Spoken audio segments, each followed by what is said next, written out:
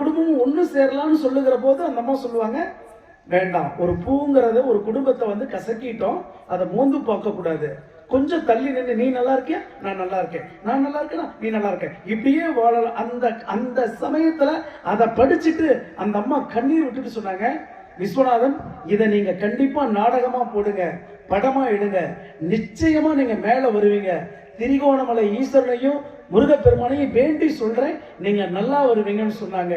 அந்த அம்மாவோட பேரு உமா. அந்த அம்மாவோட பேரு உமா. அப்ப நான் சொன்னேன், இந்த கதையை எழுதுறேன், நானு இதை கண்டிப்பா நாடகமா எடுக்க போறேன்.